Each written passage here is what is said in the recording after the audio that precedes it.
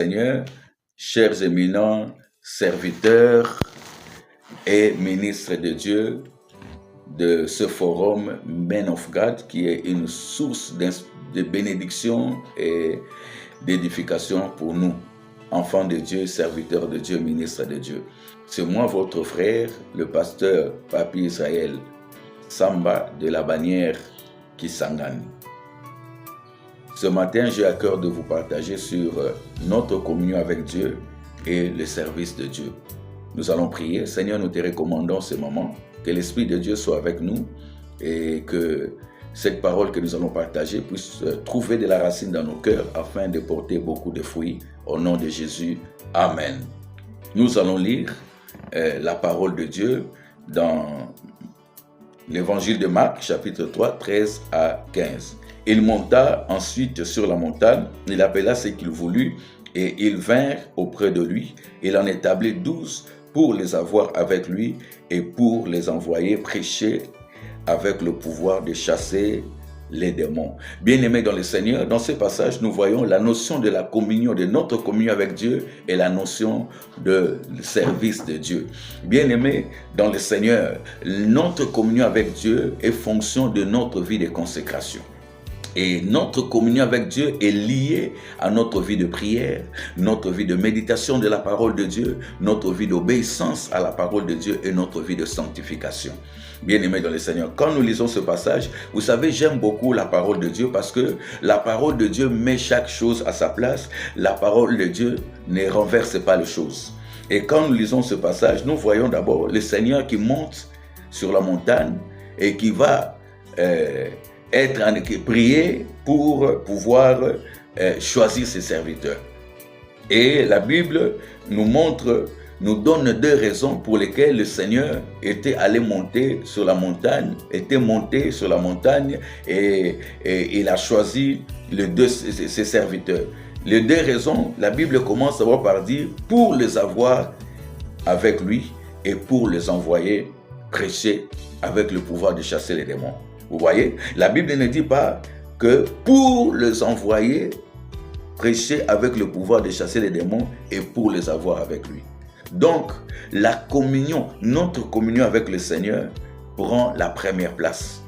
Notre communion avec le Seigneur doit être avant le service que nous offrons au Seigneur. Il y a de cela plusieurs années passées dans une église à Kinshasa. Nous étions dans une église à Kinshasa où pendant le culte de dimanche, le modérateur, celui qui a modéré le culte lors de la Sainte Seine, il a refusé de prendre la Sainte Seine.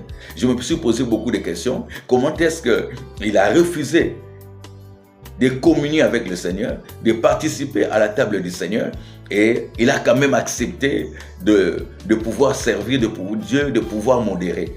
Je ne sais pas comment est-ce qu'il comprenait les choses. Est-ce que dans sa tête, servir Dieu n'exige pas une bonne consécration, n'exige pas une bonne vie de sanctification? C'est seulement prendre la Sainte Seine qu'il faut avoir un cœur pur, il faut avoir un cœur obéissant. C'est vraiment étonnant. Bien-aimés, souvent nous renversons les choses. Nous mettons le service de Dieu avant et la communion, notre communion avec Dieu après. Alors que la force, l'onction dont nous avons besoin pour pouvoir servir le Seigneur vient de la communion avec le Seigneur. Vient de la communion avec le Seigneur.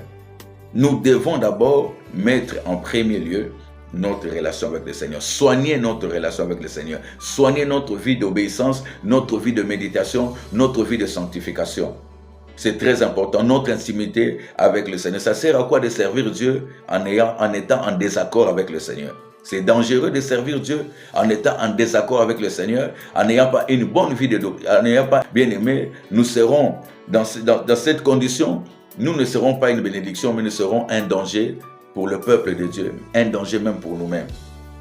Et dans ce passage, nous allons rapidement faire sortir trois vérités. La première vérité est que notre relation avec Dieu, notre intimité avec le Saint-Esprit, notre vie de prière, notre vie de sanctification, d'obéissance à la parole de Dieu, notre vie de méditation de la parole de Dieu passe avant les services. Passe avant les services. Nous devons, bien aimés dans le Seigneur, soigner notre vie de méditation, si nous voulons offrir au Seigneur un service qui lui plaît, un service qui va dégager une odeur agréable au Seigneur, qui sera une offrande que Dieu va agréer, nous devons soigner notre relation avec Dieu. Nous devons soigner notre vie de consécration, notre vie